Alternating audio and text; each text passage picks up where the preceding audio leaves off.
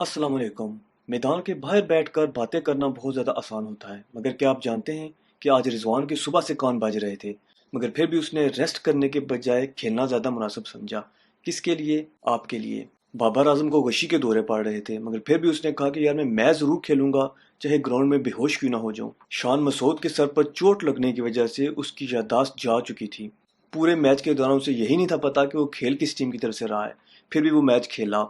40 गेंदों पर 50 रन उसने बनाए। मोहम्मद आसिफ पिछले 3 दिन से कब्ज की वजह से तड़प रहा था, मगर उसने भी टॉयलेट के अंदर जोर लगाते हुए कहा कि कुछ और निकले ना निकले, ये मैच हाथ से नहीं निकलना चाहिए। और वो भी खेला। किसके लिए?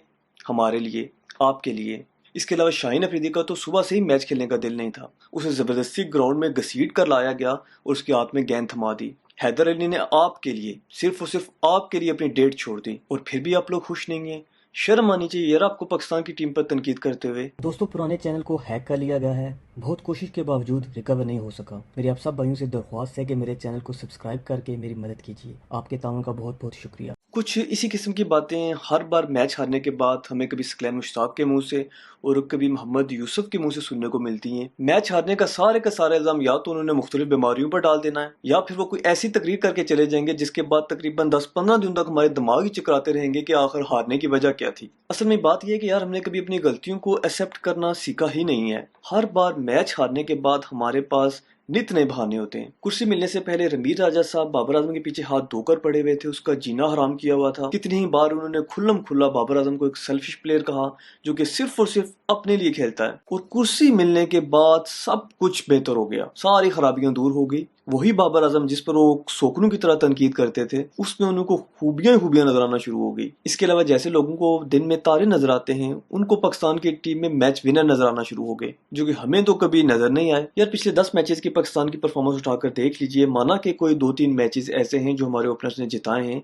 मगर इसके अलावा जितने भी मैचेस हैं उन मैचेस में इनने पाकिस्तान को ऐसी जगह पर जाकर छोड़ा है जिसके बाद पाकिस्तान के जीतने के कोई चांस ही नहीं बचते। ना ही पीछे आने वाले बैट्समैन के लिए खेलने के लिए गेंदें बचती हैं और ना ही टाइम। आज हमें विराट कोहली और हार्दिक पांड्या ने बताया कि जब बैट्समैन सेट होता है तो उसके बाद वो खेलता कैसे है। जबकि हमारे लेजेंड्स जो उसको T20 में नंबर 1 और नंबर 2 पर खेल रहे हैं, ये जब 35-40 गेंदें खेलने के बाद सेट होते हैं तो इसके बाद भी इनका जो स्ट्राइक रेट है वो 120-130 से ऊपर नहीं जाता। और ये एक हकीकत है कि 90% जो हमने मैच जीते हैं वो सिर्फ और सिर्फ अपने बॉलिंग के सर पर जीते हैं। हमारे बॉलर अगली टीम को एक मॉडरेट स्कोर पर आउट करने पर कामयाब हो जाते हैं, जिसके बाद हमारे ओपनर्स चहलकदमी करते हुए स्कोर बना लेते हैं और उनकी वाह वाह हो जाती है। और आज के दिन तो बॉलर्स को बैट्समैनों की जिम्मेदारी भी निभानी पड़ी। यार अगर दोनों काम बॉलर्स नहीं करने तो 11 के 11 बॉलर्स खिला लिया करो। एटलीस्ट बैट्समैनों की वजह से ये जो हमारा हॉस्पिटल का बिल इतना ज्यादा बढ़ जाता है ये तो नहीं बढ़ेगा। अगर आज के मैच की बात की जाए तो आज के मैच में भी कमेंटेटर्स बाबर आजम और मोहम्मद रिजवान के स्ट्राइक रेट को लेकर परेशान हो रहे थे कि जिस मुकाम पर ये दोनों दिग्गज किस्म के बैट्समैन पाकिस्तान को छोड़ आते हैं, आखिर ये पाकिस्तान मैच जीता कैसे है। और उन सब के नज़दीक तो पाकिस्तान के जीतने में मौजों का बहुत बड़ा हाथ होता है।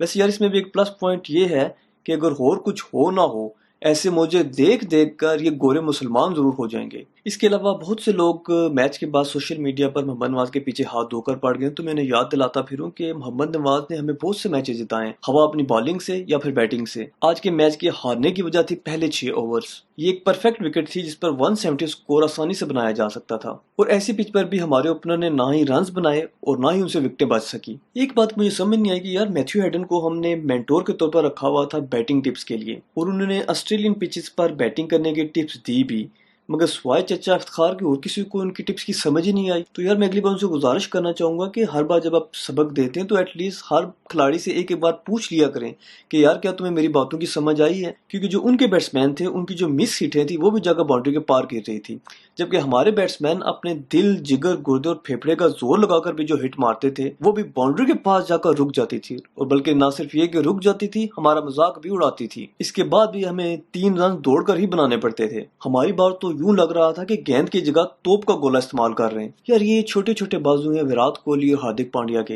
लेकिन देखो कितनी पावरफुल शॉट मारते हैं। जबकि पता नहीं यार जो हमारे बैट्समैन ये खा पी कर कहां पर निकालते हैं। यार आज के मैच में तो लग रही ना था कि हमारे खिलाड़ी मेंटली तौर पर मैच खेलने के रेडी भी हैं, क्योंकि किसी मनूस शख्स ने कह दिया था कि आज के मैच में बारिश की वजह से میچ ہی نہیں ہوگا. تو اس لیے ہمارے جو پلیئر تھے وہ بارش انجوائے کرنے کے لیے گئے ہوئے تھے، مگر اگلو نے ان کو پکڑ کر تو میچ سٹارٹ کروا دیا، اور ان بیچاروں نے بھی سارا میچ حیران و پریشان ہو کر نکال دیا کہ یہ ہمارے ساتھ ہوا کیا ہے. اس کے علاوہ اگر امپائرنگ کی بات کی جائے تو امپائروں کو دیکھ کر لگ نہیں تھا رہا کہ ان کی جو رات کا نشہ ہے وہ ابھی تک اترا بھی ہے. ایک انتہائی کروشل موقع پر انہوں نے ایک انتہائی غلط فیصلہ دے کر جو رہی صحیح کسر تھی وہ بھی نکال دی. ویسے یار میں سوچ کر پریشان ہوتا ہوں کہ جتنی آج کل کے ماڈرن کرکٹ میں سہولیات ہیں، جتنے زیادہ انہوں نے کیمرے لگائے ہوتے ہیں، ایون آپ کے چوتڑوں کے درمیان بھی ایک کیمرہ موجود ہوتا ہے، اگر ان سب کے باوجود بھی ہم نے ایسی غلطیاں کرنی ہیں تو یار پھر یہ سب کیمرے شیمرے ان سب کو ہٹا دو، اور یہ جو اتنا زیادہ خرچہ کرتے ہو اس کو بچا کر تو سب ٹیموں میں ڈیوائڈ کر دیا کرو. ویسے یہ بھی کوئی ضروری نہیں ہے کہ اگر وہ فیصلہ ریورس ہو جاتا پھر بھی پاکستان وہ میچ جیت جاتا، مگر